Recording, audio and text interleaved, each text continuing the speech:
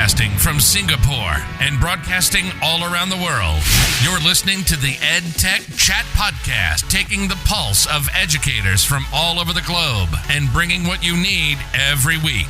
Now, over to your host, Craig Kemp. Hello and welcome to episode 13 of the EdTech Chat Podcast. I'm Craig Kemp and I'm thrilled to have your support. This podcast is sponsored by Schoolbox. Schoolbox is an all-in-one learning management system, community portal and engagement platform for K-12 schools all over the globe. Schoolbox makes your life easy with everything you need at the touch of a button all in one place, so your school can connect, communicate and collaborate with parents, teachers, students and your school community from one platform.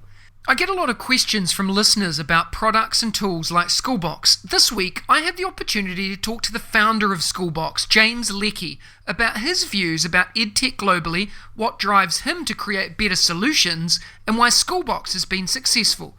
Let's have a listen. Today, I have the honour of speaking with James Leckie. James is the CEO at Schoolbox, with a demonstrated history of working in the information technology and services industry. James built Schoolbox 17 years ago and still leads the team today, supporting hundreds of schools globally. James, it's an incredible pleasure to have you on the show today.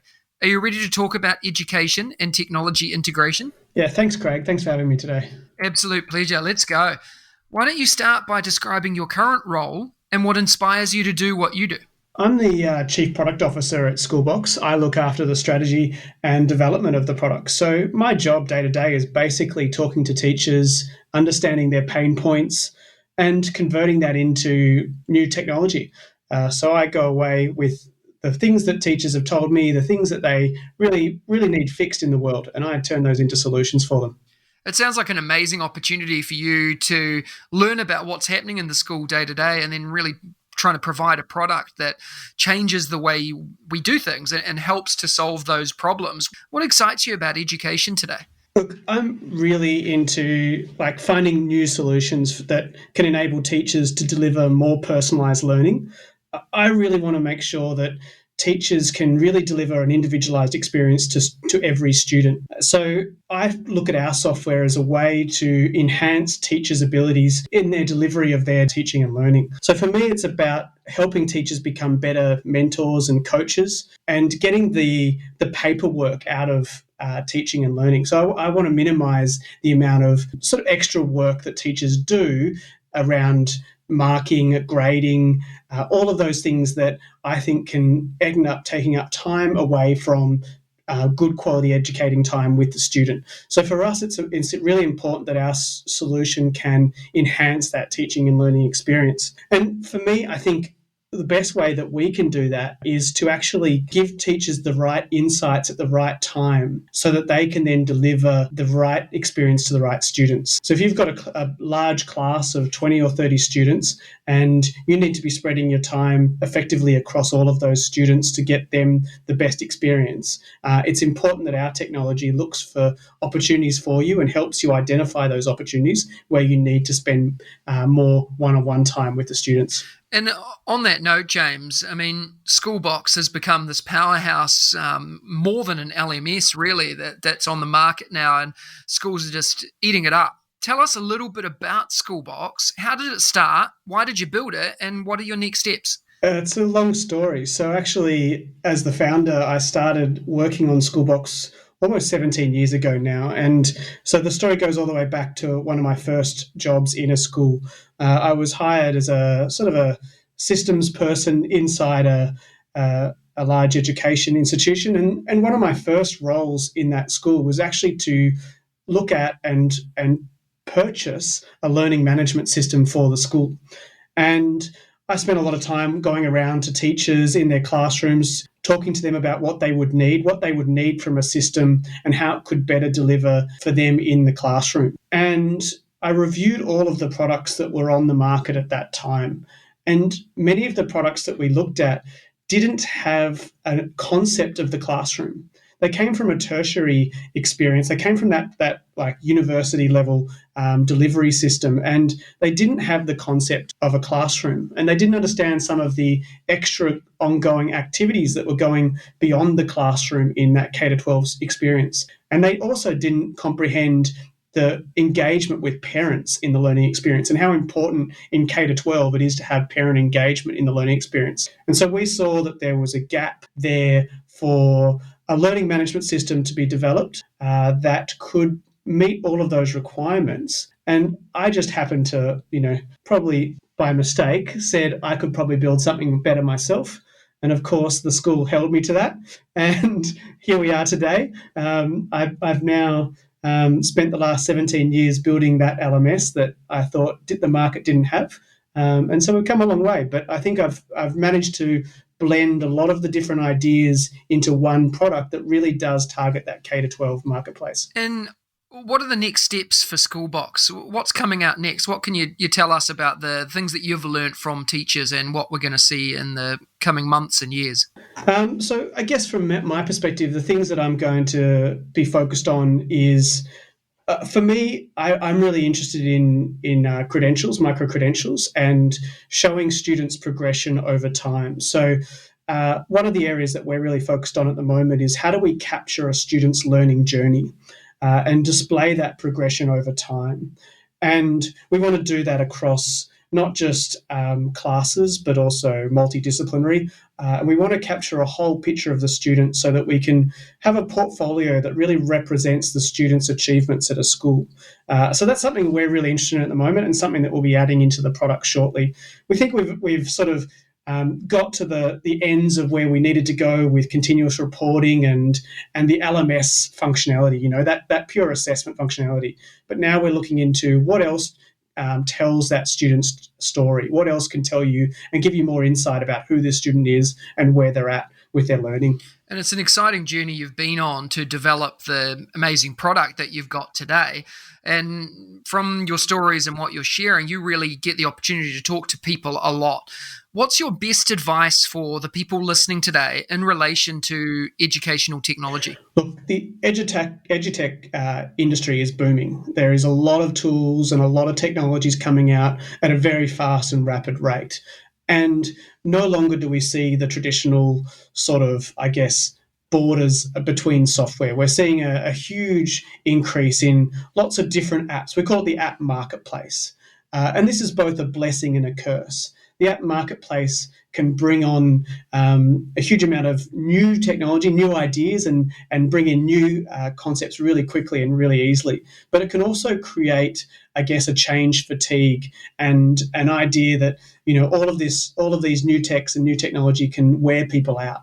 And so I think it's important when looking at EdTech and looking at it from a school perspective is making sure that you're making the right decisions and you're thinking deeply about what technology you're bringing in and why.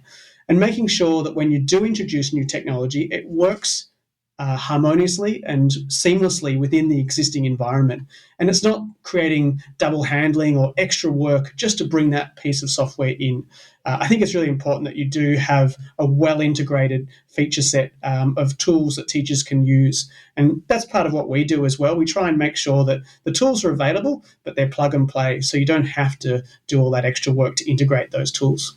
And it's great advice, especially in today's society and the way we're living, that everything is so busy and crazy and changing on the daily that we really have to take that advice and make sure that we're doing the best for our teachers, for our students and our community. James, what's the best way for people listening today to follow and connect with you?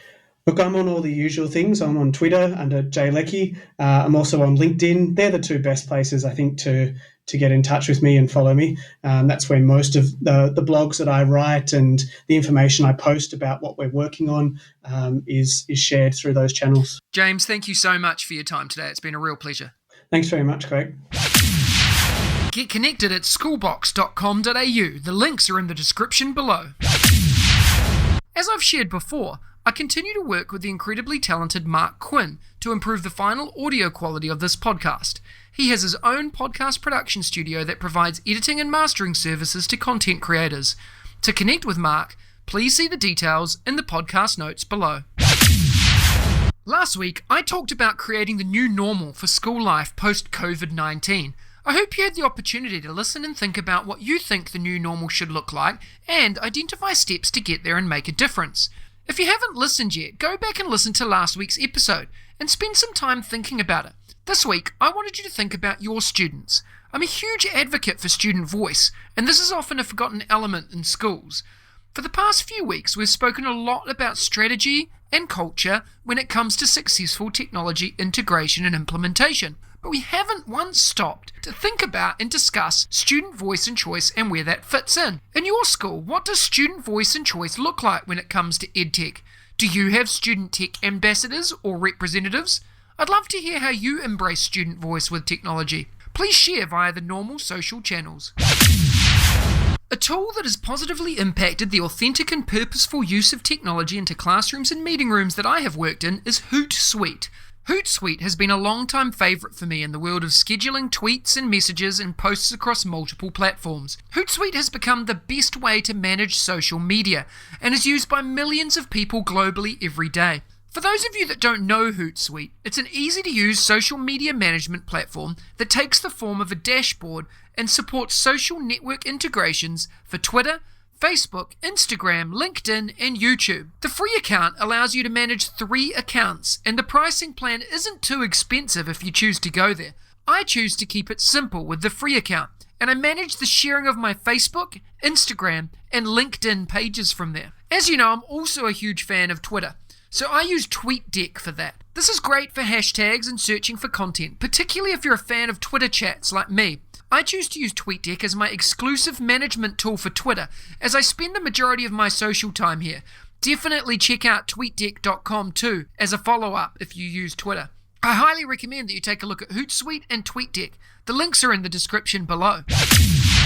This week, I wanted to give you a little more advice and ideas around the theme of student voice and choice when it comes to EdTech. Earlier in the episode, I prompted you to think about what you do in your school, and I hope you have paused the podcast to think this through.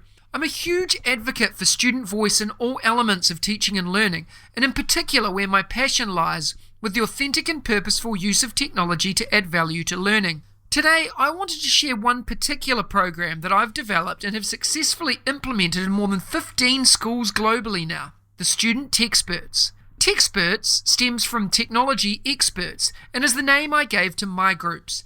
Schools often adapt these to suit their needs and unique contexts. At the end of the day, the name is created by the students for the students. I started the Techsperts program in 2 Australian schools I was working with about 8 years ago now, and they've continued to be successful to today. Since then, I've integrated this as an element of the consulting work I do, and 13 more schools, including my old school here in Singapore, have successfully implemented it and continue to run their own versions of it. The basics of it revolve around empowering students to form a group to lead learning and the implementation of technology initiatives school-wide. For most schools, the sweet spot is 10 to 12-year-olds, and in K-12 schools, you can actually form several versions of this group depending on the age of the kids. Here are 6 simple steps to starting a Techsperts program in your school. Number 1, identify your need and your why. What will the Techsperts do, and why do you need them? What age groups will the students come from, and how many will form the group? 6 to 12 is usually a pretty good group size. Number 2, craft a job application letter and rubric, including a space for a written reference from a parent, coach, or teacher, and share this to the age groups that are appropriate. Accompany this with a nice presentation to engage students in why they should apply. Face-to-face is always a great way to do this, although right now, that's a little difficult. So let's get a virtual way of doing that as well. Think of how you can engage students virtually to be part of this group. My best advice is to target your confident students. The better they are at speaking, sharing, and helping others, the more successful your group will be. Students who love technology but can't share that learning or energy will always struggle to be successful, and that's the last thing your group needs. Number 3, go through the job applications that have been sent to you and talk to the students' teachers. Reduce your group to the required number and bring the students in for an interview or informal chat. The more formalized the process is, the more important and highly sought after the job becomes. I always make a big deal of it, and as a result, I always have 5 to 10 times more applicants than I have spots every year.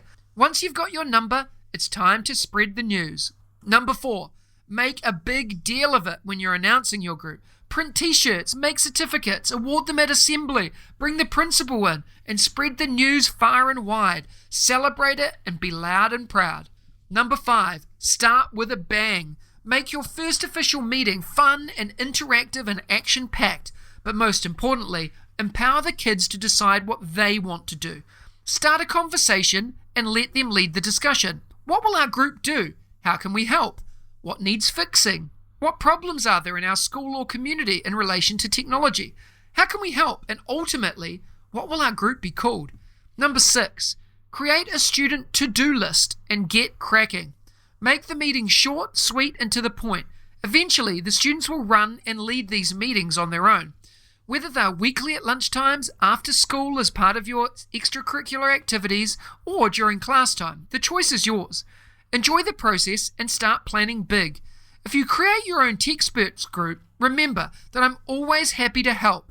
Ask me and I'll jump on a call with them to give them some advice, tips, and suggestions, no matter where you are. I'd love to help. I've shared a link in the podcast description below to help guide you along the journey and for you to see firsthand what this program looks like. For more, you can also follow at TechspertsEDU on Twitter. I hope you get the opportunity to explore these ideas. I look forward to hearing from you soon. Every week, I bring you a short interview with some of my edu heroes, an engaging learning experience with someone who makes a difference in education every day, with a particular focus or angle towards educational technology. This week, I had the pleasure of chatting with one of my EdTech heroes, Jennifer Williams. Let's have a listen. Today, I have the honor of speaking with Jennifer Williams. You might know her as at JenWilliamsEDU on Twitter, with over 56,000 followers. Jennifer and I have been connected for a very long time now, and she's been a constant source of inspiration to me and a constant source of positivity within my learning feed on Twitter. Jennifer is an ambassador for everything good in education. She takes action for social good, human rights, and is a leader in teaching Sdgs. She's a professor and the co-founder of Take Action Global and Teach Sdgs, and is the author of Teach Boldly, a book I'm currently reading and so inspired by. Jennifer, it's a pleasure to have you on the show today. Are you ready to talk about education and technology integration? I am, Craig. Thank you for having me here today, my friend. I'm so excited to be with you. It's an absolute pleasure. Why don't you start by telling us a little bit about your current role and what inspires you to do what you do? Yeah, so I am an educator. I've been an educator my whole life. I am living currently in Florida, and I have the great pleasure of working with global educators and innovators to create sustainable change. So working through education with my business partner, Koen Timmers in Belgium, with our nonprofit, Take Action Global. So that's my day work. And then I'm also a professor at St. Leo University, where I get to work with undergraduate students, so our future teachers, and then currently practicing teachers that are returning for their advanced degrees. And then I'm involved in several different EdTech projects and working with some organizations and companies to bridge classroom to organization and just kind of innovate on some new things happening out in education today.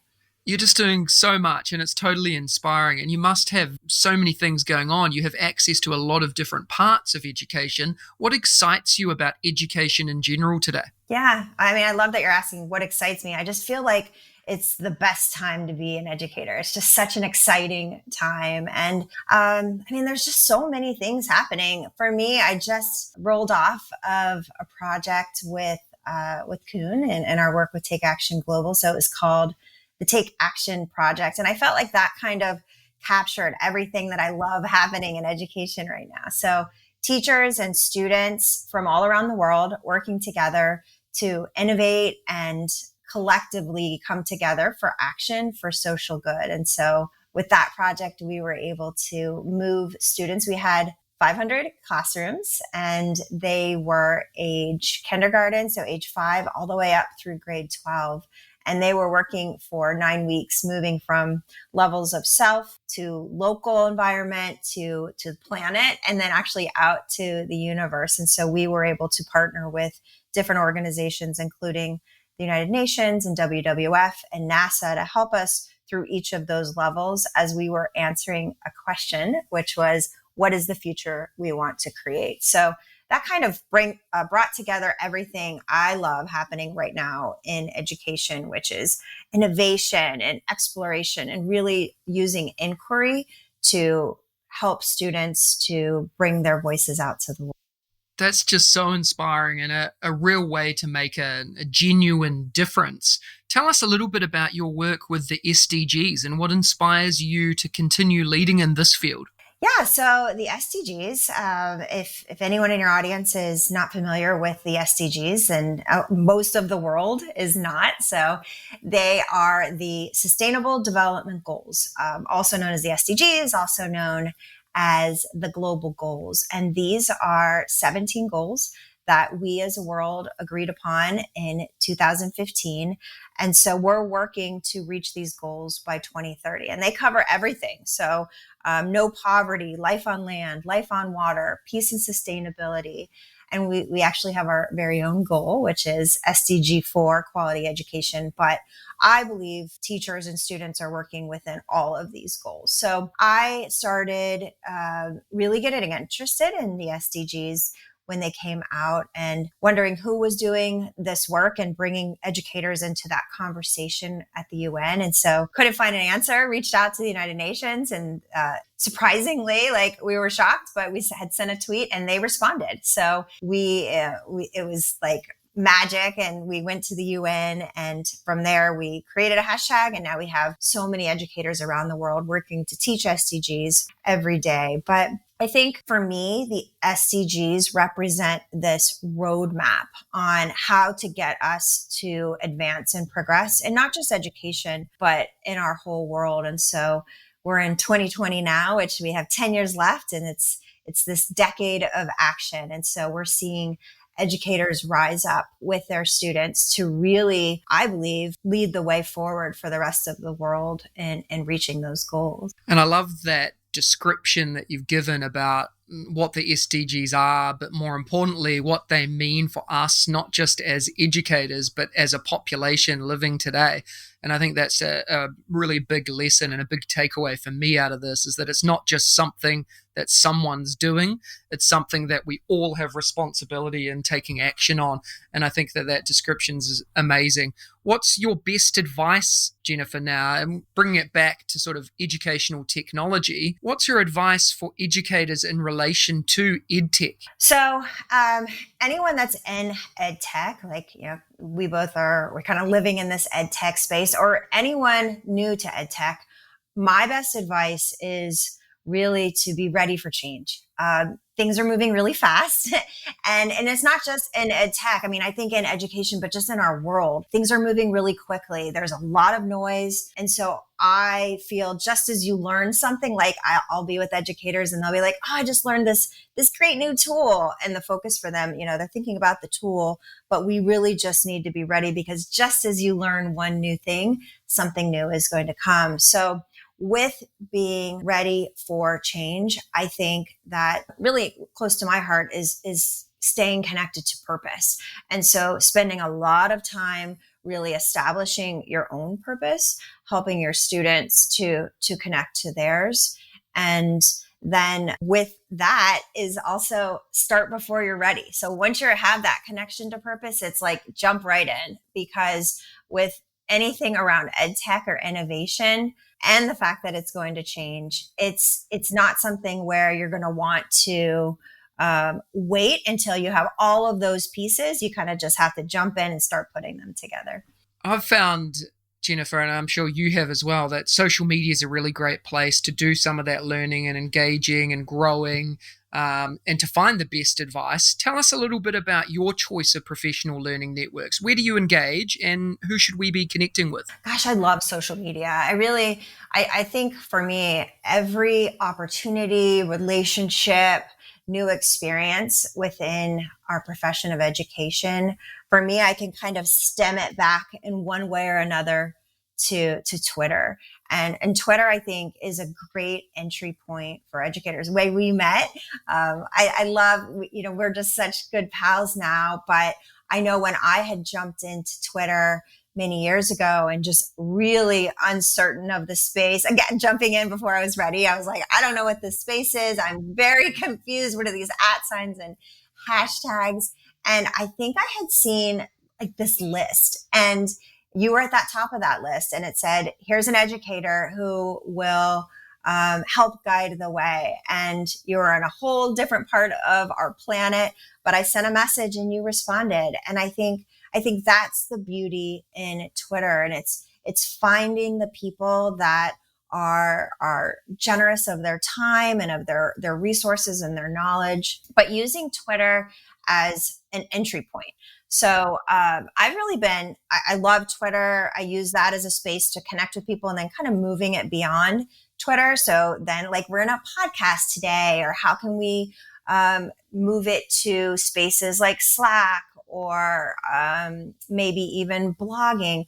But there's some really great parts about Twitter beyond just using it for hashtags. I'm really getting interested in lists, and Twitter has a great list feature. So you can look at lists and then moments too. So I'm trying to kind of explore some other features that Twitter has and using that to connect. But RPLN is just the best. Our teachers around the world that are there. And I think helping teachers that may feel like they are the only one in their school that feels this way about innovating and advancing the work, so they can come to places like Twitter and find like-minded educators that are ready to lock arm in arm with them and move forward. When you think about EdTech tools, I know often the conversation comes to why, like why use it? Is it going to make a difference? How does it impact you? I think the listeners also love to also learn new things and find out what other educators around the world are doing. Point us to an EdTech tool that you currently love using in your day-to-day work, Jennifer. Gosh, there's so many, right? I've been using recently a lot.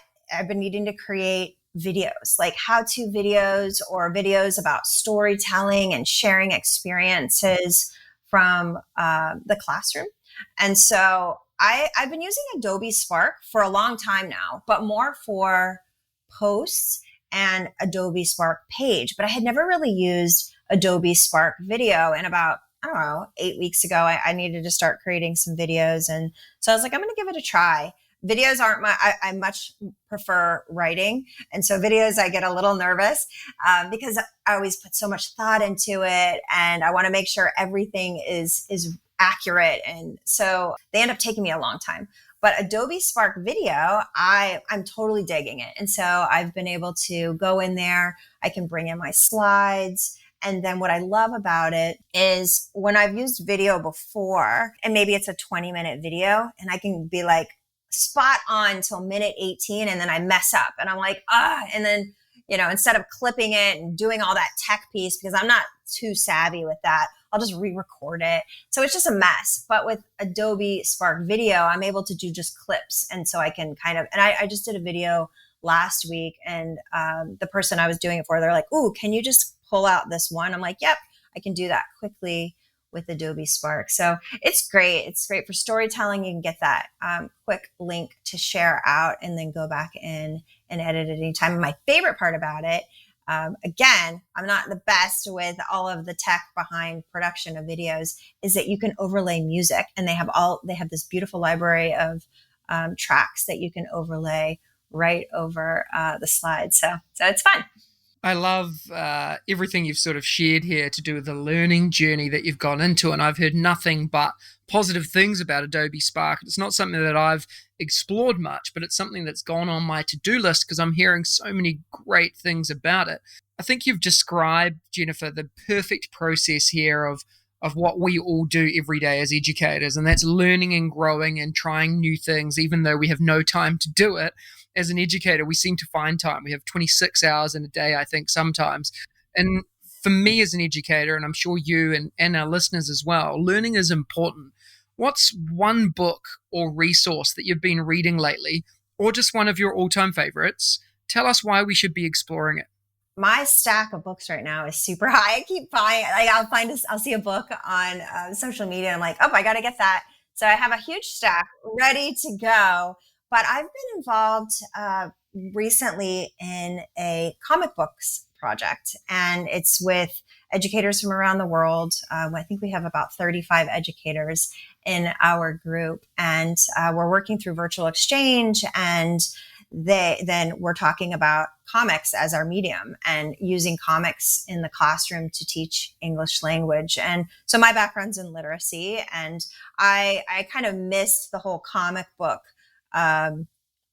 phase when I was younger. And so started using graphic novels in the classroom, but really didn't understand the power of them until I got involved in this recent project. So there is actually a book. It's a comic book about using comic books. It's kind of meta in the classroom that my good friend Dan Ryder authored, and Jackie Gardy is the editor. And so that's called Panels and Perspectives. And it's just awesome. So I've totally been into panels and perspectives, but also then finding comics that I love myself. So right now I'm reading, there's a comic book about two refugee boys from Kenya, and that connects to my work in Kenya as well. And this book's called When Stars Are Scattered. And then the other book on my pile here is a comic book called Anne Frank's Diary, which the Diary of Anne Frank is my all-time favorite book. And so this is a comic book version of her story. So really, really learning a lot about comics in the classroom. And to your point of learning and always learning, it's something so new for me and way outside of my comfort zone, but I am with the experts, and they're helping guide the way. I'll definitely make sure to include the links to these as well in the podcast notes and description. Jennifer, on top of all of this and everything you do on a daily basis, you're actually also a published author. Tell us about your book. What inspired you to write it? Yeah, so my book is through ISTE, and they were so wonderful coming to me, and they said, we're really interested in having you do a book around your work. So my work in social good. And I said, great, I'm in. But I really, I was a little intimidated on the EdTech part, because I was like, I use EdTech as kind of my path into social good, but social good is really my work. And they're like, no, that's exactly what we want you to do. We really feel there's an audience for that. And so with Teach Boldly, there's a lot of educators out there. Me, what I was finding is I sometimes would get just paralyzed, feeling like I'm just one person. Education is this massive machine. How can I, one person, possibly make a difference? And then kind of going through a lot of thinking and working and seeing that when, we have, Craig, you and I and others on Twitter and in our PLN, when you come together and you all take small steps, small actions, collectively, you can create big change. And so that is essentially what Teach Boldly is. Teach Boldly Using EdTech for Social Good is that book for educators that are looking to mobilize on that change, feeling like they might be that one person, but how can they use that to move things forward? So Teach Boldly goes into human-centered design as a framework, and then looks at education as an invention and helps educators to think on ways to innovate with time and space, and then goes into messaging with storytelling, and then provides, hopefully, this roadmap for educators to take action in their classrooms. So at local levels, but also globally too. Jennifer, the main reason why I wanted you on my podcast is because when I think back to when I started and when I first connected, you're the one person that I keep coming back to that totally every time we engage, you inspire me. Every time I leave a conversation with you, I want to do more. And it's the perfect definition for me. And I use this with a lot of the work I do when I'm speaking as an example, because it's the perfect example of what it means to be connected. And a true, genuine meaning of that is the way that I learn from you each and every day. And whether we've chatted like this very infrequently, right? We're on different sides of the world and completely different time zones. But every time I see something in your feed, I go to it because I know I trust you and I'm going to learn from you. The listeners today are also going to feel that. I know they are. And I've put some comments and links in the description so they can help find you. But what's the best way for our listeners to follow and connect with you? Well, first off, thank you for that. It's so kind. And I absolutely feel that way about you. And I think friendships like ours, I think it just shows that educators, it doesn't matter where you're at in the world. There's someone, I mean, you're a planet away. So I can reach out to you at a moment's notice. And it's so cool for like us, because we, like you said, we don't get to talk like synchronously a lot, but we're working on projects and in Google Docs and leading Twitter chats and working on blog posts together all the time. So there's just new ways of communicating and working together. And I've just had such a fun time exploring those pathways. So I'd love to connect with anyone that is interested in this work or out doing the work. That's how I learn. And so like you said, I'm on Twitter at JenWilliamsEDU. And then anyone can look on my website, which is the same name at www.jenwilliamsedu.com. And I'd love to hear from you there. Thank you so much for your time, Jen. I can't wait to connect again really soon. Thank you. Thanks, Craig. Appreciate it. Talk to you soon. Next week, join me for episode 14 of the EdTech Chat Podcast, when I'm joined by English language arts and technology teacher and all-around educational superstar, Dean Gainey. One of the things I love doing is giving away prizes as a thank you for tuning in, listening, and hopefully subscribing to the EdTech Chat Podcast. Last week, Schoolbox gave away 1 hour of free consultancy support to help you create a more seamless ed stack. To enter, you needed to complete the form at bit.ly/edtechwin. The winner has already been contacted directly by me, and it is Raina Lazaro. Congratulations again, Raina.